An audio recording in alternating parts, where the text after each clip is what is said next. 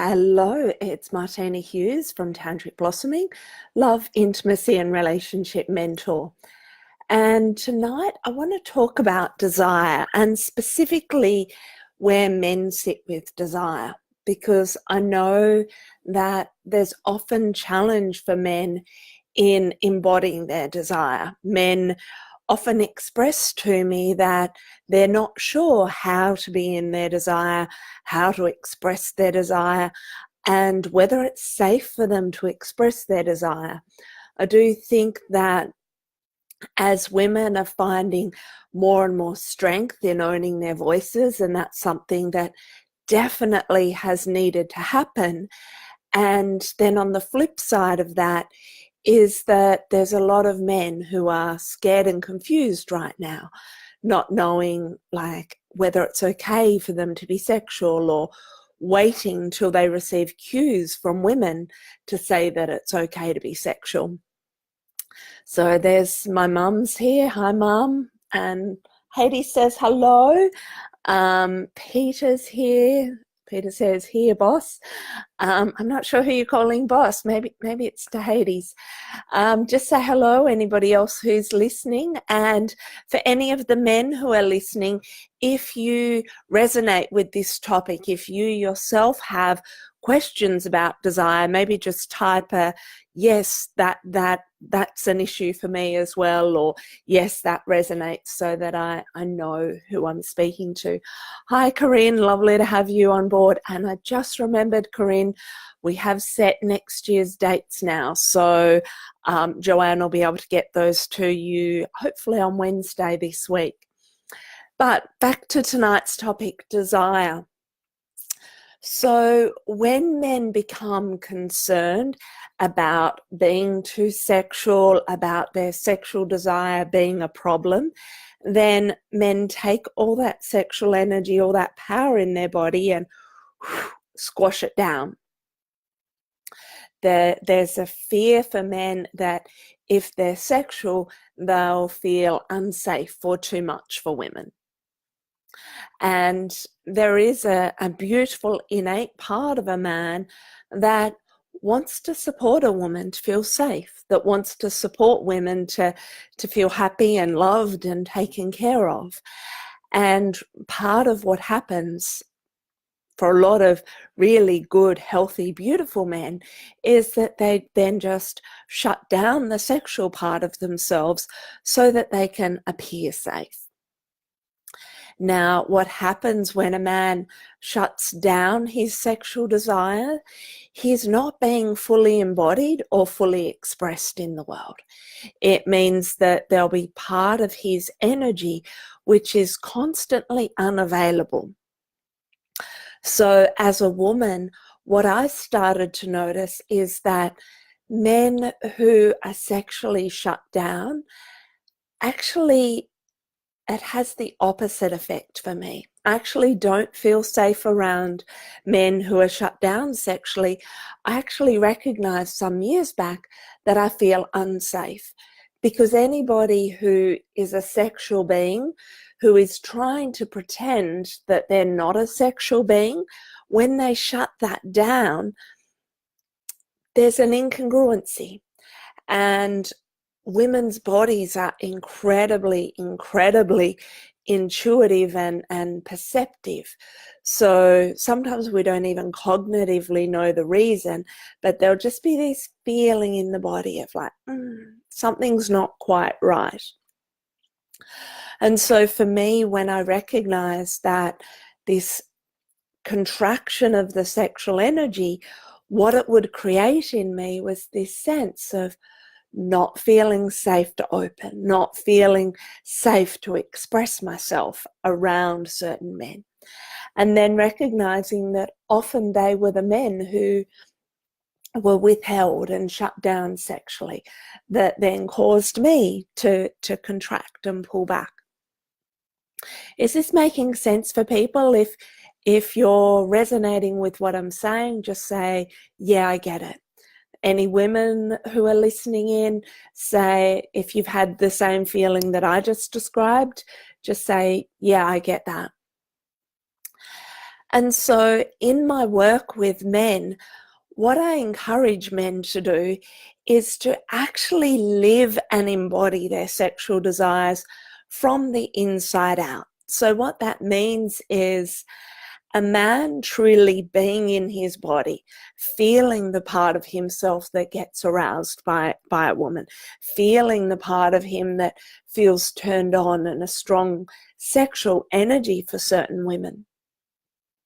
So feeling that and embodying that, holding that energy within, and then not having to act it or project it externally.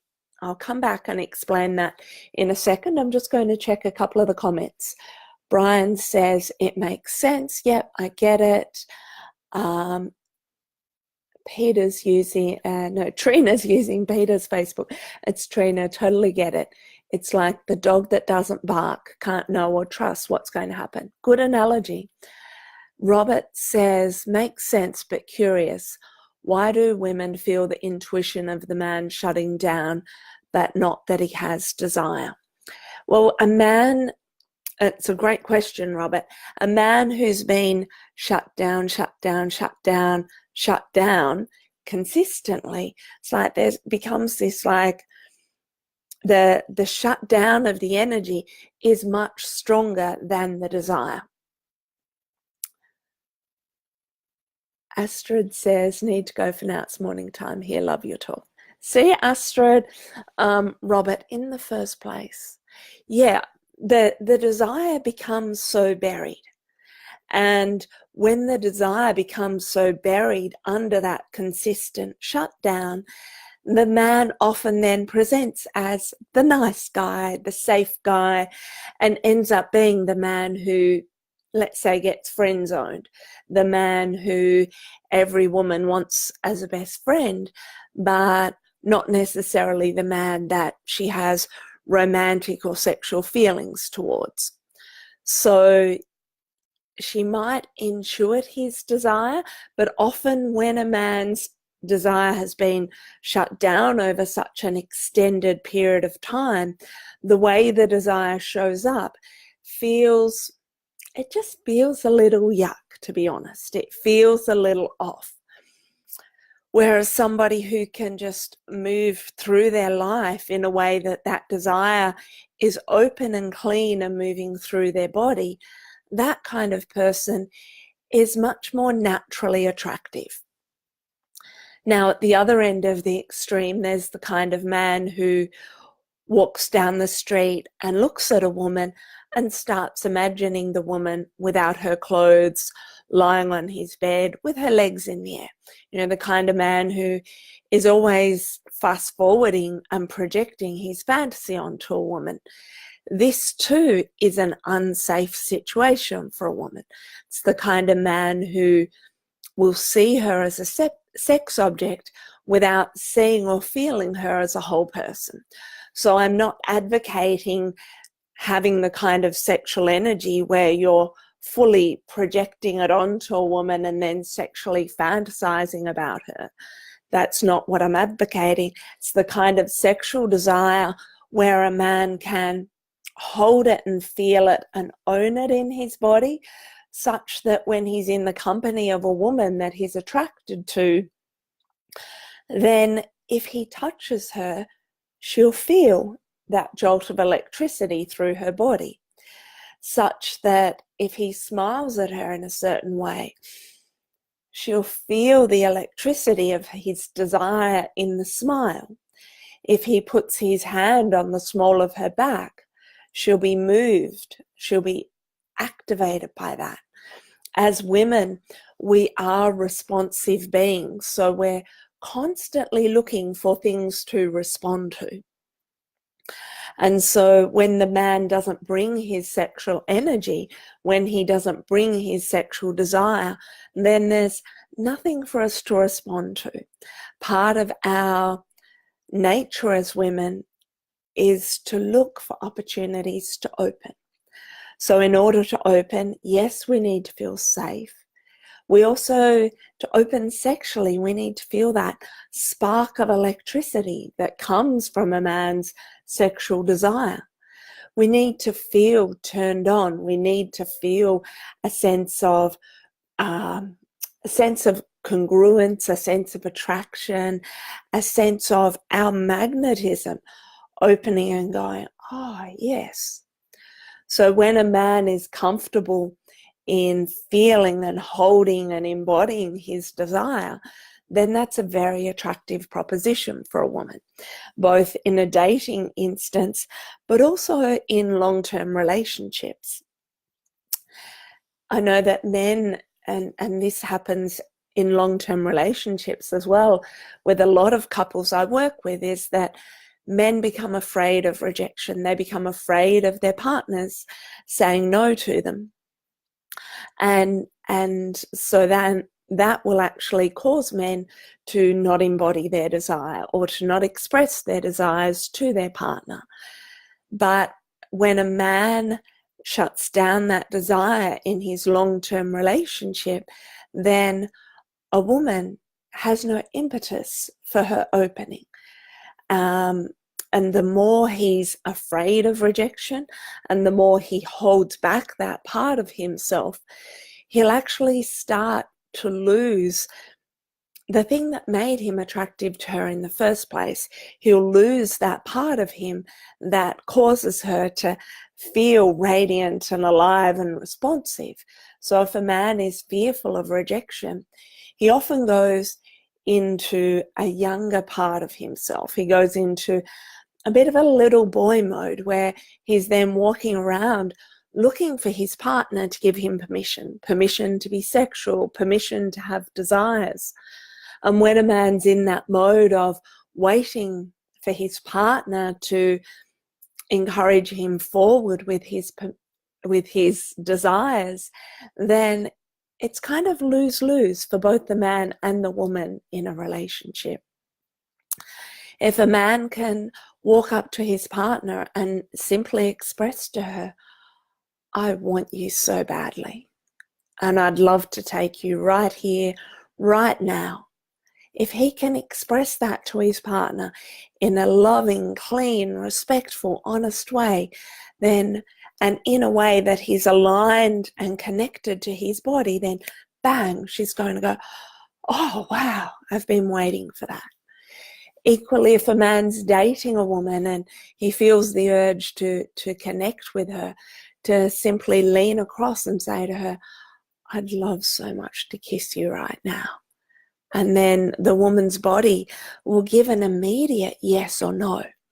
But a man who doesn't ask those questions, a man who doesn't take the risk, is essentially rejecting himself. And if a man rejects himself, he never even gives the woman the opportunity to say yes or no to him. How's this feeling for the men who are listening? I'd love to hear it if you have any questions about any of this.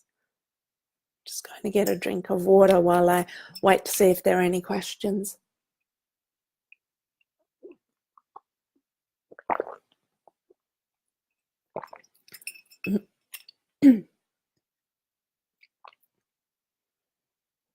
Of course, there are elements of this that apply to women as well, because it's important for us to be able to own and embody our sexual desire. It's part of being whole, healthy, integrated, and vital human beings, is being able to embody our sexual desire, being able to, if you're in a relationship, being able to look across the room and just give each other that certain look that says, yes, honey, I want you now. And when you have that in a relationship, it's a beautiful experience to be able to just through your eyes, through your smile, through the way you move your body, to be able to tune in to the electricity in the man's body and the magnetism in the woman's body, the kind of space that's like, ah, oh, yes, I want more of this. It's one thing I noticed when the event I previously had for men, being a sexual man, I remember sitting there one night with approximately 13, 14 men in the room. And as each man spoke, I had this sense that he had castrated himself. I had this sense that he'd cut off his own penis and left it outside of any room he ever walked into with a woman in it. And so I listened to each man share his story, share his challenges around sex and women. And by the time we came to the last man's share, I just felt really overwhelmed by the fact that all these men were essentially cutting off their own penis to make it safe for women to be around them. And then when I shared that with the room full of men, that it felt like they were cutting off their penises in order to be safe men, the men were like, yeah. They really felt it and they really got it. And then there was a lot of sadness in the room and a lot of confusion, because these men thought they were doing the right thing. But also all these men in the room could very much relate to being friend zoned, or being the nice guy, or being the man who women just wanted to hang out with as a girlfriend. And when I say as a girlfriend, like to go shopping with and to do girl-to-girl type stuff rather than man-woman type stuff.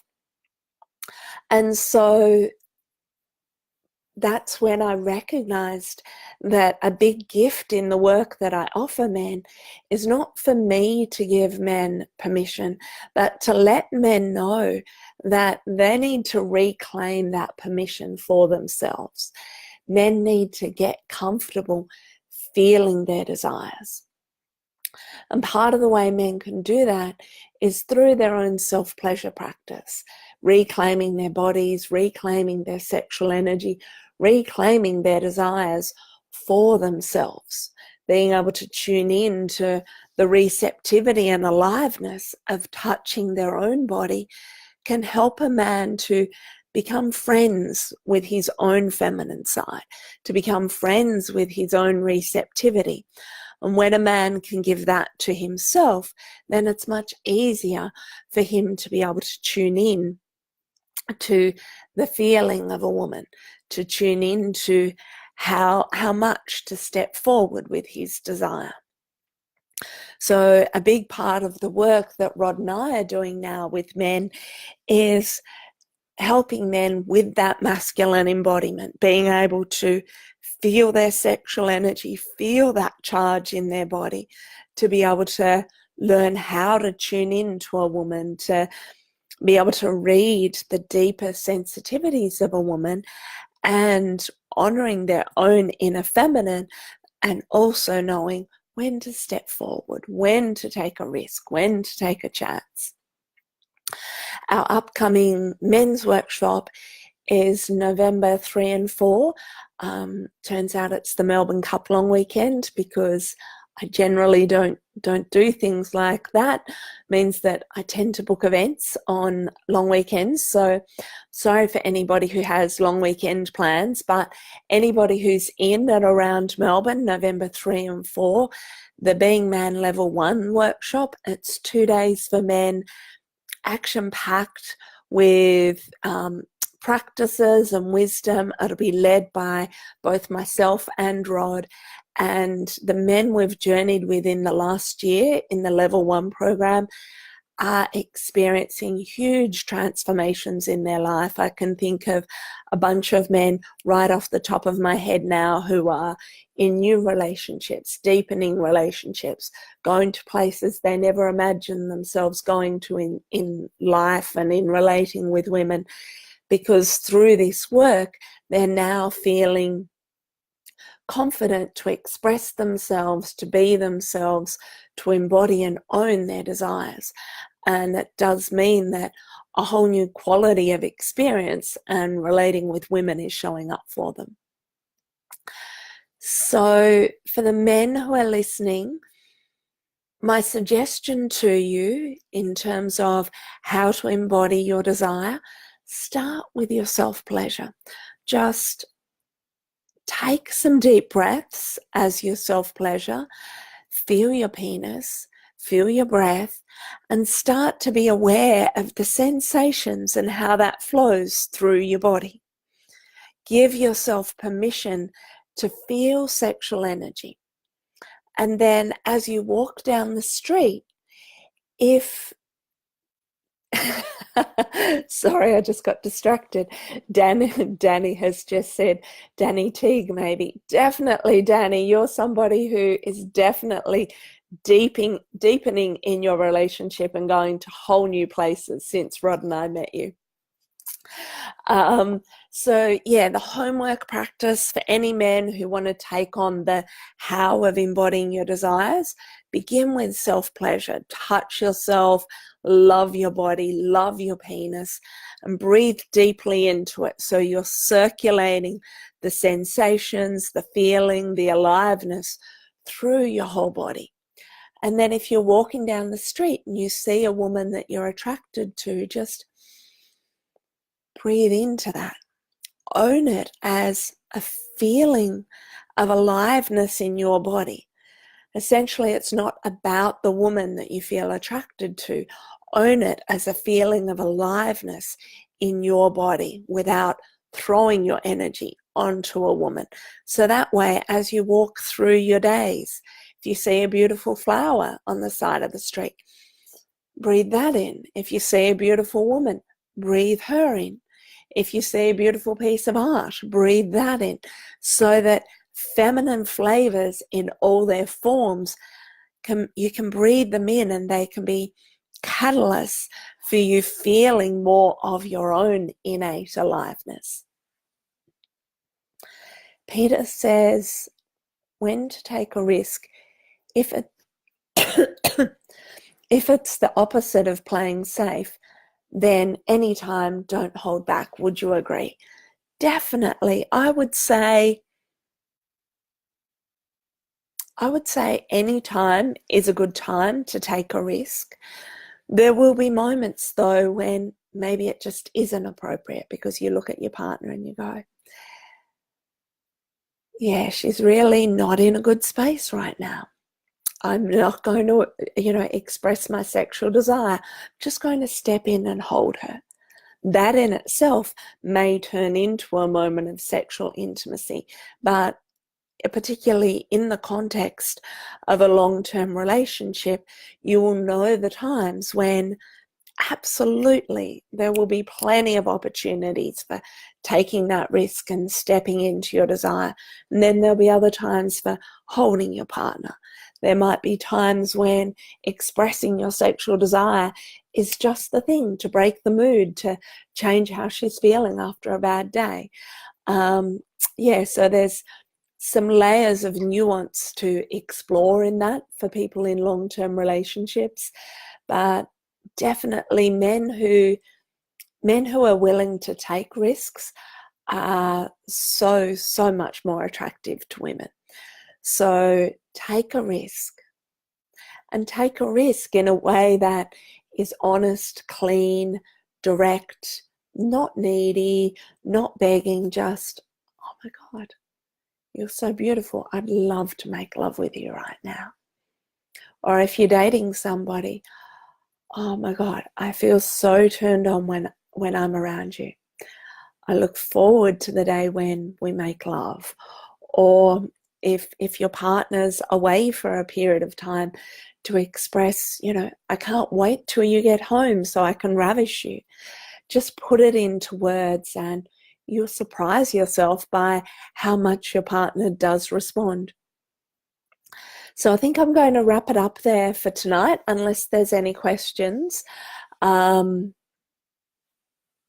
Peter says he's heard that described as confidence. Definitely.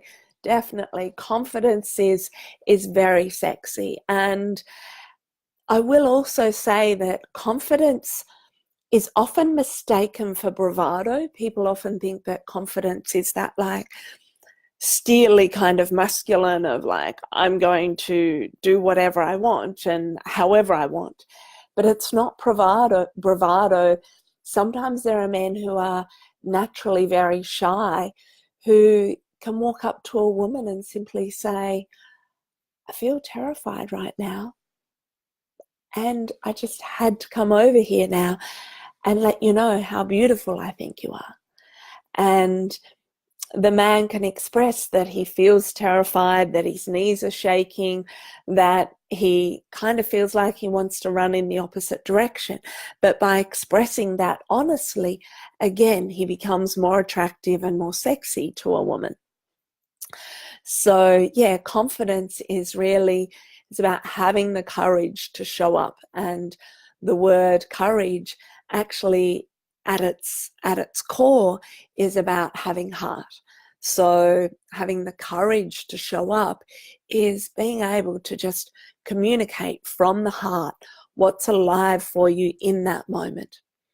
And when you communicate it, to allow it to be felt and moving through your body.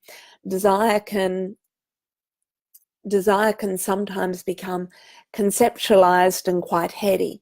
And when people try and protect themselves from feeling the feelings in their body, they'll jump up into their head and turn it into a concept rather than a feeling through the body. So if you're approaching a woman and expressing your desire, let it come from the penis, from the heart, from the core of your belly, rather than turning it into a concept in your mind. Because while the concept might feel safe mentally, there's not enough of you behind it. And then the woman will feel like something is missing or lacking. Anyway, I'm going to jump off now. I think there's a bath waiting for me. And yeah, for any men who are interested, do join us for Being Man Level 1, November 3 and 4. And yeah, I think we've got about around 10 or 12 men booked in at this stage. So we still have some more spots left. Rod and I would both love to see you. And yeah, really look forward to journeying with a new group of men really soon. And I'll be back next Monday night with another topic for the men. Thanks, Philip. I will enjoy the bath for sure.